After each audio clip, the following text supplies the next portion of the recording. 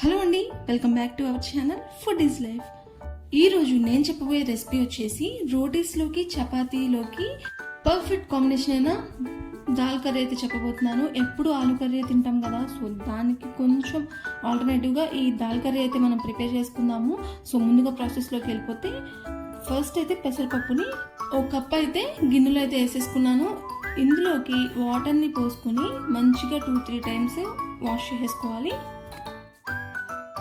ఆ తర్వాత వాటర్ని సపరేట్ చేసేసి తర్వాత ఇందులోకి సన్నగా తరుక్కున్న ఉల్లిపాయ ముక్కలు, అలాగే 2 చీలికలుగా తరుక్కున్న పచ్చిమిరపకాయ ముక్కలు, అలాగే కొద్దిగా టమాటా ముక్కల్ని వేసేసుకుని ఇవన్నీ మునిగేదాకా కాస్త వాటర్ని అయితే పోసేసుకుని స్టవ్ మీద అయితే పెట్టుకోవాలి. స్టవ్ మీద పెట్టుకుని బాగా ఉడికించుకోవాలి. పెసరపప్పుతో పాటే ఇవి కూడా ఈజీగా అయితే ఉడికిపోతాయి. ఈ కర్రీని అయితే మనకి బ్యాచిలర్స్ అండ్ అలాగే అప్పుడే వంట నేర్చుకుంటున్న వాళ్ళు కూడా ఈజీగా ప్రిపేర్ చేసుకోవచ్చు. ఎక్కువ ఇంగ్రీడియంట్స్ లేదు, ఎక్కువ టైం పట్టదు కాబట్టి మనకి ఈజీగా ప్రిపేర్ అయిపోతుంది ఈ కర్రీ అనేది. కర్రీ చేసేటప్పుడు ఇలా కలుపుకుంటూనే ఉండాలి, లేదు అంటే అడుగంటిపోతుంది. ఇప్పుడు కొద్దిగా ఉడుకు పట్టిన తర్వాత ఇందులోకి టేస్ట్గా సరిపడా చూసుకుని సాల్ట్ని అయితే వేసేసుకుని మళ్ళీ ఒకసారి అంతా కూడా సాల్ట్ బాగా మిక్స్ అయ్యేటట్టు కలుపుకోవాలన్నమాట. సో ఇక్కడ మనకి కర్రీ అయితే ఆల్మోస్ట్ అయితే ప్రిపేర్ అయిపోయింది. ఇలా గరిటెతో తిప్పుకుంటూ ఉంటే మనకి పప్పు కూడా బాగా మ్యాష్ అయిపోయి ఈజీగా కుక్ అయిపోతుంది.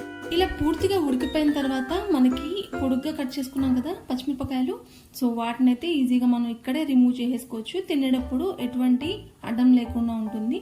అందుకని నేను ఇక్కడే పచ్చిమిరపకాయలు అనేది తీసేసేస్తున్నాను.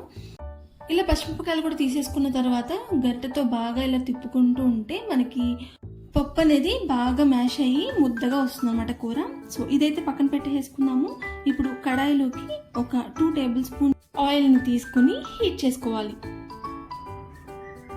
ఇప్పుడు ఇందులోకి జీలకర్ర కొద్దిగా అయితే వేసుకుంటున్నాను.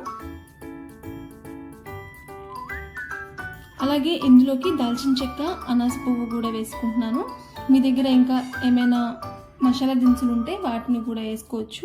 సో ఇలా వేసుకొని ఒకసారి బాగా కలిపేసుకున్న తర్వాత ఇందులోకి కొద్దిగా ఉల్లిపాయలు, ఫ్రెష్గా ఉన్న కరివేపాకు రెమ్మని ఇలా వాష్ చేసేసుకుని ఇందులోకి వేసుకుంటున్నాను.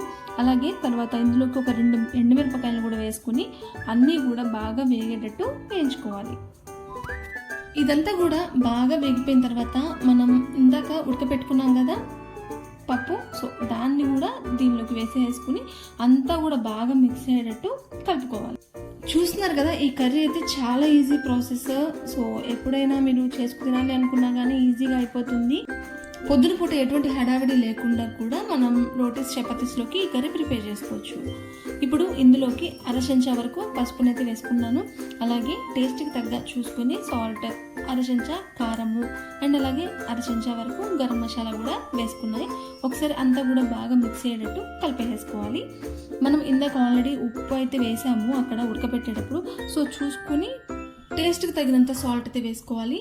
ఆ తర్వాత మొత్తం కలిపేసుకున్న తర్వాత ఇందులోకి కొద్దిగా వాటర్ని అయితే పోసుకుని పల్చగా చేసుకోవాలి. ఎందుకు అంటే మనకి మసాలాలతో పాటు పెసరపప్పు బాగా ఉడికి టేస్ట్ చాలా బాగా వస్తుంది.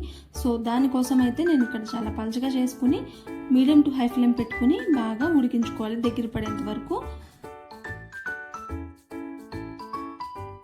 కర్రీ కొంచెం దగ్గర పడిన తర్వాత ఇందులోకి సన్నగా కట్ చేసుకున్న కొత్తిమీర తురుమును కూడా వేసుకుని అలాగే ఒక 1/2 చెక్క వరకు నిమ్మకాయను కూడా పిండుకుని ఒకసారి బాగా కలుపుకోవాలి. కర్రీని మీకు కావాలంటే పల్చగా అయినా చేసుకోవచ్చు, లేదు అంటే కొంచెం ముద్దగా అయినా చేసుకోవచ్చు. అది మీ చాయిస్. ఎక్కువసేపు ఉడకనిస్తే మనకి ముద్దగా అయిపోతుంది. సో ఎలా అయినా కానీ టేస్ట్ అయితే అస్సలు మారదు, చాలా బాగుంటుంది. కానీ ఉడికించుకునేంతసేపు కూడా ఇలా గరిటెతో కలుపుకుంటూనే ఉండాలి, త్వరగా అయితే అడుగంటిపోతుంది. సో చూసారు కదా దాల్ కర్రీ ఎలా ప్రిపేర్ చేసుకోవాలి అనేది.